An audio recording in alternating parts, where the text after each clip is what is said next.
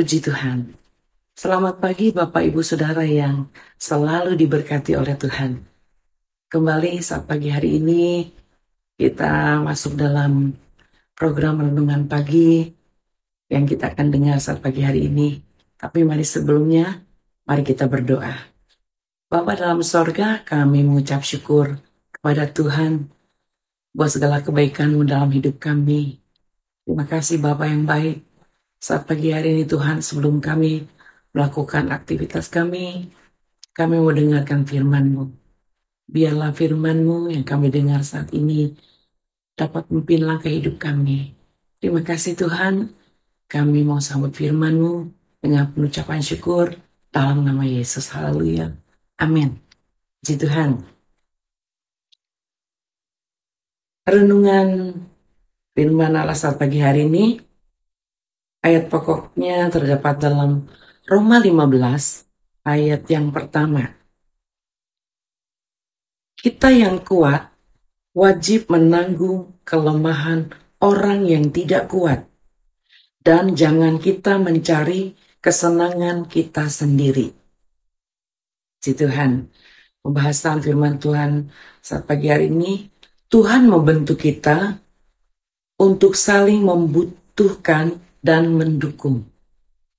Ya. Gereja mula-mula pada waktu itu, kalau mereka mau beribadah atau mengadakan persekutuan, mereka mengadakannya dari rumah ke rumah. Ya, karena pada waktu itu belum ada bait Allah atau gereja. Jadi mereka untuk bersekutu dengan anak-anak Tuhan, mereka dari rumah ke rumah. Ya. Tetapi walaupun keadaan mereka seperti itu, mereka begitu antusias. Mereka bersemangat. Karena mereka tahu dalam persekutuan itu, mereka semakin mengenal Allah. Ya. Mereka semakin mengenal Allah yang mereka sembah. Dan bukan itu saja, kita bisa memperhatikan satu dengan yang lain. Ya. Seperti ayat pokok yang kita baca, kita yang kuat wajib menanggung kelemahan orang yang tidak kuat. Ya. Kenapa saudara? Kita harus menanggung kelemahan orang yang tidak kuat. Artinya ada seseorang, ada orang yang akan membantu kita, yang akan menolong kita. Kita tidak bisa hidup sendiri, saudara. Ya, kita memerlukan orang lain. Ya, kita perlu orang di sekitar kita. Ya, itu sebabnya kenapa gereja mula-mula untuk bersekutu harus dari rumah ke rumah. Ya, membuat satu komunitas kecil untuk mereka dapat beribadah kepada Tuhan. Sama halnya seperti yang kita lakukan, yaitu humble yang sekarang kita lakukan di rumah-rumah. Itu adalah komunitas yang kecil. Kenapa? Karena di sana kita akan kembali merenungkan firman Tuhan. Bukan itu saja, kita akan mempedulikan, memperhatikan di sekitar kita. Ya, memperhatikan satu dengan yang lain. Mungkin selama ini kalau kita datang beribadah ke gereja dengan orang begitu banyak, kita tidak bisa memperhatikan satu dengan yang lain. Tetapi dalam komunitas yang kecil, kita bisa memperhatikan satu dengan yang lain. Ya. Di sini katakan, kita yang kuat wajib menanggung kelemahan orang yang tidak kuat. Kenapa saudara? Kenapa kita harus menanggung kelemahan orang yang tidak kuat?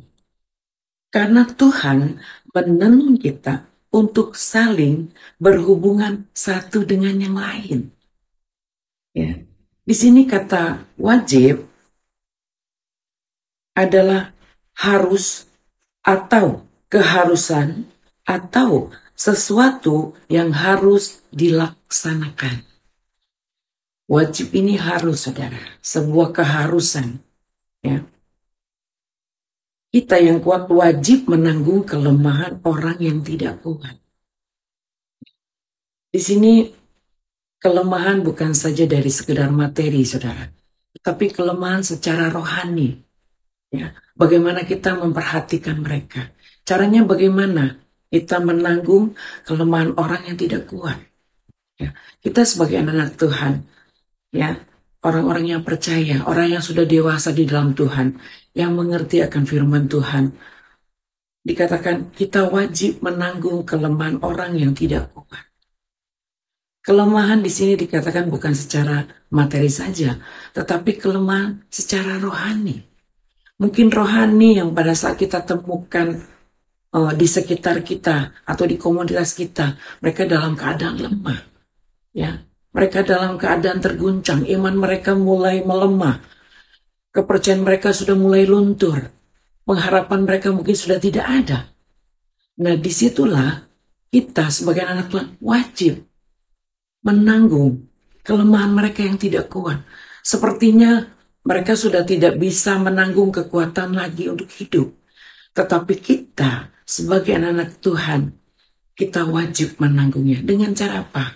Mendoakan mereka, memberikan semangat, memberikan dorongan, memberikan kesaksian hidup kita kepada orang lain, sehingga membangkitkan mereka untuk mereka kembali percaya, kembali semangat lagi mencari Tuhan. Itu sebabnya wajib, harus, sebuah keharusan, ya, untuk menanggung yang lemah, saudara.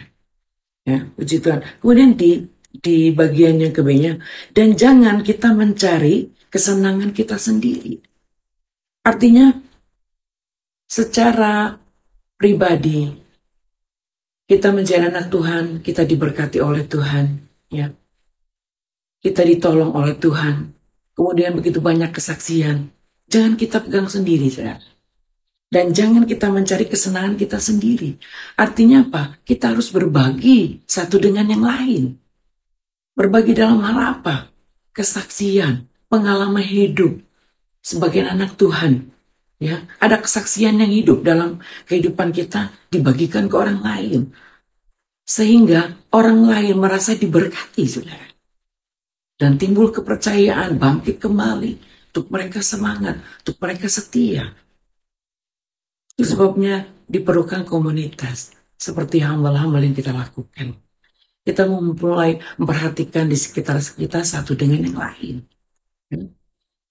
Di sini dikatakan, tentunya pada waktu kita berkumpul atau di satu komunitas itu, tentunya ada satu keinginan, ya, untuk dikasihi, ya, dikasihi. Artinya apa? Diperhatikan, senang, ya. Sebagai manusia kita senang diperhatikan, ya, dikasihi. Kemudian kita merasa dihargai, ya.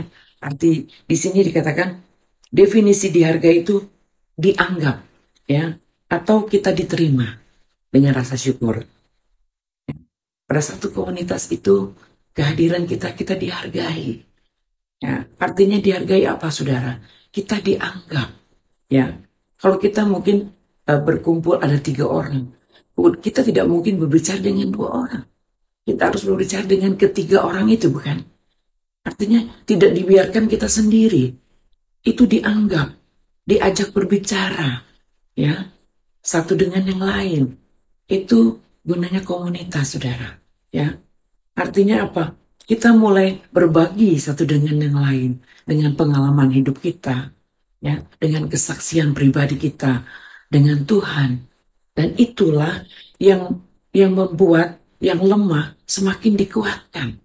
Kemudian kesenangan itu kita diberkati, ya, dengan hal-hal yang luar biasa yang Tuhan kerjakan dalam hidup kita. Kita bisa berbagi, ya, satu dengan yang lain, saudara. Itu sebabnya saat pagi hari ini kita bersyukur kepada Tuhan. Ya, kita diingatkan kembali bahwa kita sebagai anak Tuhan yang sudah diselamatkan, kita tidak bisa hidup atau berjalan sendiri. Ya, saat pagi hari ini kita mulai belajar untuk memperhatikan di sekitar kita. Bukan hanya di lingkungan gereja saja atau di lingkungan anak-anak Tuhan saja. Bahkan kita harus menjadi berkat dan terang bagi orang lain, saudara, yang belum mengenal Tuhan. Ya, caranya bagaimana? Mungkin cara kita menyapa itu dengan sopan, dengan senyum, dengan sikap kita yang baik, Nah, orang itu akan menganggap kita, orang itu akan menghargai kita, dan itu menjadi satu keuntungan buat kita. Ya, keuntungan menjadi anak Tuhan, menjadi dampak, saudara, ya, bagi orang lain. Dan saya bersyukur saat pagi hari ini, firman Tuhan mengingatkan saya dan saudara, bahwa mari saat pagi hari ini kita mulai memperhatikan di sekitar kita satu dengan yang lain, saling mendukung, saling mendoakan, memberikan semangat, dorongan untuk mereka tetap percaya kepada Tuhan. Puji Tuhan, saya akan percaya bahwa eh, Tuhan mau kita terus menjadi berkat, menjadi terangnya Tuhan dimanapun kita berada. Sehingga lewat kehidupan kita pribadi lepas pribadi, kita boleh menjadi terangnya Tuhan. Haleluya, dan kemuliaan Tuhan nyata dalam setiap kehidupan kita. Puji Tuhan. Sekian firman Tuhan saat pagi hari ini. Saya kira percaya saudara dan saya diberkati oleh Tuhan. Haleluya. Mari kita berdoa. Bapa yang baik, kami mengucap syukur buat perenungan firman saat pagi hari ini. Terima kasih Tuhan, Kau telah mengingatkan kami bahwa kami harus hidup untuk saling memperhatikan satu dengan yang lain, untuk kami boleh menjadi terang-Mu Tuhan, sehingga lewat kehidupan kami, nama Tuhan dipermuliakan, nama Tuhan ditinggikan. Terima kasih Bapak yang baik, sepanjang hari ini, segala aktivitas kami, pekerjaan kami, ditolong dan diberkati oleh Tuhan. Terima kasih Bapak. Inilah menjadi doa kami kepadamu, kami ucap syukur, dalam nama Tuhan Yesus Kristus. Haleluya. Amin. Tuhan Yesus memberkati.